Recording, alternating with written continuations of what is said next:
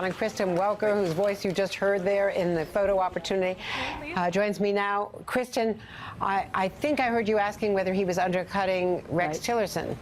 Why don't you tell us what happened?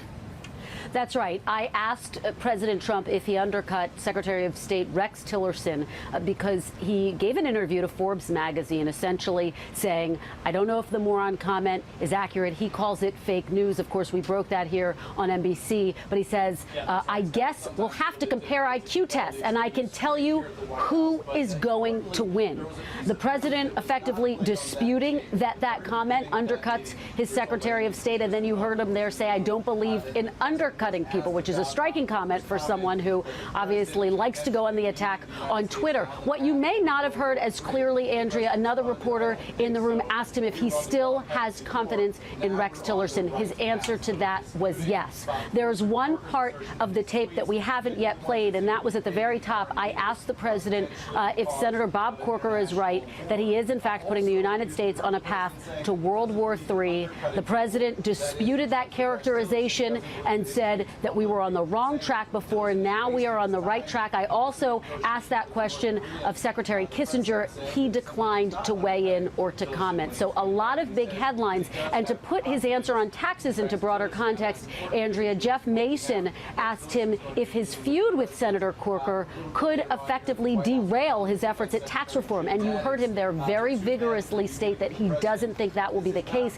He thinks that Americans want tax reform, and so that ultimately that is something they will be able to achieve. So all of this sets the stage for what will be a very undoubtedly interesting conversation at lunch with Secretary of State Rex Tillerson, Andrea. And stand by just a moment, because as you just alluded to, there was an earlier part of that photo opportunity. We're going to play it now. Have you ever been in the Oval Office? And with Henry Kissinger, I didn't bother asking that question because he has been in this office many, many times. But it's an honor to have Dr. Kissinger with us,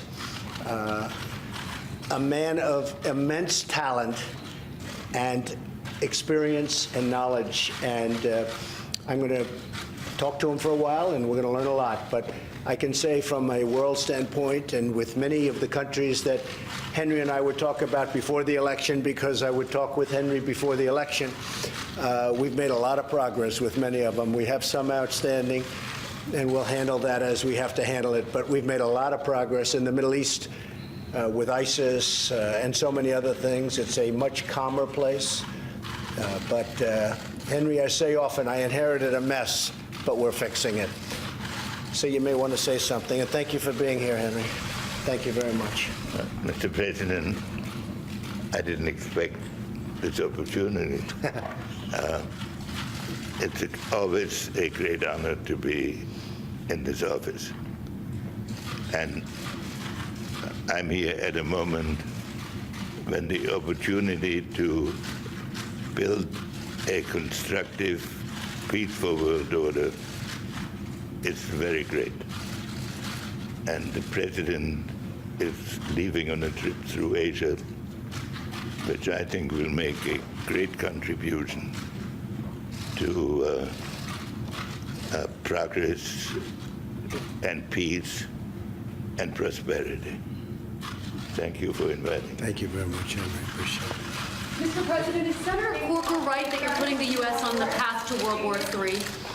We were on the wrong path before. All you have to do is take a look. If you look over the last 25 years, through numerous administrations, we were on a path to a very big problem, a problem like this world has never seen. We're on the right path right now, believe me. Mr. President, what about this with Secretary? So that was the first part of that, Kristen, where your first question about Senator Corker, you could hear very clearly. My expectation is that Henry Kissinger was brought in for a number of reasons. First of all, to try to give advice about this confrontation with between the president and Rex Tillerson, but primarily because the president is going to China. Henry Kissinger is the author of the leading texts on China. He is the best-known American in Beijing. He knows the Chinese better than any other American, and certainly better than any other American diplomat. And his advice would be very, very important. And I would also suggest that if Rex Tillerson still has his job after today, and every day it's a Tillerson watch, it's because the president has his first Asia trip. And the idea would be you don't fire the Secretary of State right before you go to China. I think that's exactly right, Andrea. And obviously, the stakes could not be higher as the president prepares to go on his first Asia trip. And so former Secretary Kissinger is exactly the person that he would want to talk to and seek advice from on that front. And we have been discussing for quite some time that while it does seem as though his relationship with Secretary Tillerson has become untenable, he really needs him in place and needs stability, quite frankly, before he heads to Asia and grapples with a whole host of pressing challenges, North Korea being, of course, at the top of that list. We have seen tensions mount in recent days with the president lashing out at North Korea and essentially floating the possibility of some type of military action, although, of course, all of our reporting points to the fact that diplomacy is still the strategy and the path that they are pursuing here behind the scenes. So you would anticipate that the president is going to ask him about how he should handle the situation right now with his Secretary of State as he prepares for this critical foreign policy test, Andrea. Kristen Welker, great work, and thank you so much for rushing out to the lawn for us today. Absolutely. And joining me now, NBC News contributor David Ignatius, a columnist at the Washington Post, foreign policy expert, and MSNBC Global Affairs contributor Wendy Sherman, former Undersecretary of Political Affairs at the State Department. Welcome both. Ambassador Sherman, first to you. As we face this crisis with North Korea and the Secretary of State, the president's still undercutting Rex Tillerson with the Forbes interview overnight, and certainly with all of these tweets, disparaging him, his diplomacy, and also, of course, the chairman of the Foreign Relations Committee.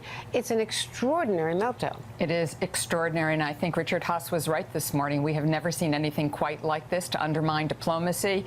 If that is, in fact, the way forward, the president's doing everything he possibly can to make diplomacy not possible.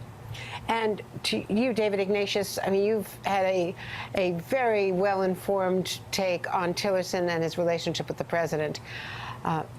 Can he stay on beyond, let's say, the Asia trip, given this public undermining by the president?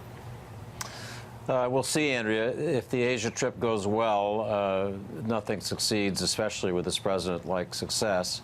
He could use one, and so if there are photos from Beijing that make it look like Mar-a-Lago 2 and a positive relationship, agreement on dealing with North Korea on other regional issues, I can imagine Tillerson staying on a while. The idea that he's going to be in that job long term, it's hard to imagine, not least because it's obvious from Tillerson's body language and comments that he really does not like being in Washington, dealing with the rebuffs from the White House and all the other issues.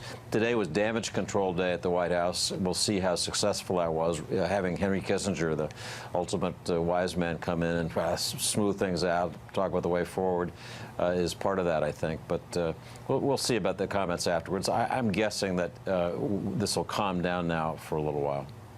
And, of course, there's been a lot of rumors about Mike Pompeo. We know that he is very close to the president. They spend an hour together at least every day with the intelligence briefing. He's the CIA director. His background, West Point, Harvard Law, Kansas politician, former congressman.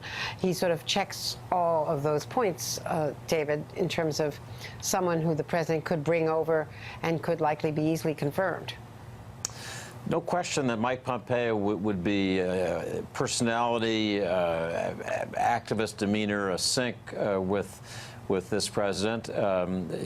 He has an intimacy that I can't remember any CIA director having in terms of quasi-policy discussions.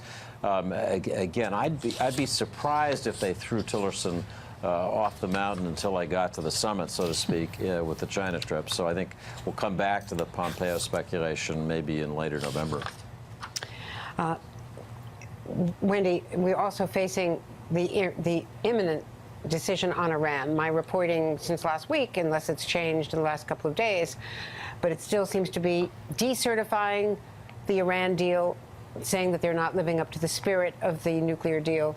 even though both the international weapons inspectors and the CIA, I'm told, say that they are living up to the letter of the nuclear deal, and saying that they've been destabilizing in the region. There's broad support among allies in the region for this path, going to Congress and saying do something to toughen it up, as well as taking covert action against the Iranian Revolutionary Guard, the Quds Force, by just declaring this military defense wing of the Iranian government a terror group. Yes, we're in a very difficult situation. The president has to make this decision by October 15th. We expect it to happen this week.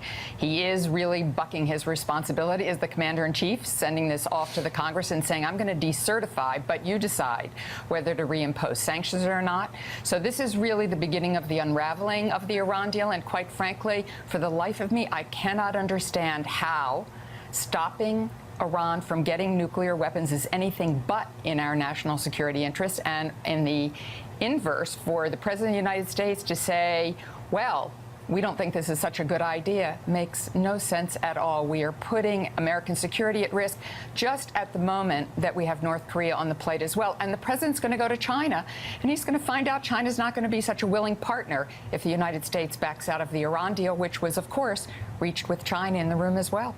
Well, just to play devil's advocate, you negotiated the deal. We were with you along the way as you were doing all of this with John Kerry.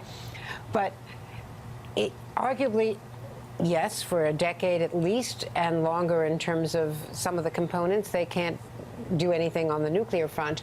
But has it empowered them with their misbehavior in Syria and elsewhere in the region, because they now have money from the unfrozen assets that they didn't have before? Well, they were doing very malicious activity in the region before this deal. We always said they would probably get a little bit more money, the IRGC, but quite frankly, it doesn't take much for them to finance Hezbollah and to do what they're doing in the region. There is no question they're destabilizing the region and have been for quite some time, but we have a wealth of tools that we can use with our allies and partners. We should get to work on using them and make sure that the deal stays in place, because an Iran with a nuclear weapon can project more power into the region and deter the very actions that we all need to take to ensure that the destabilization stops.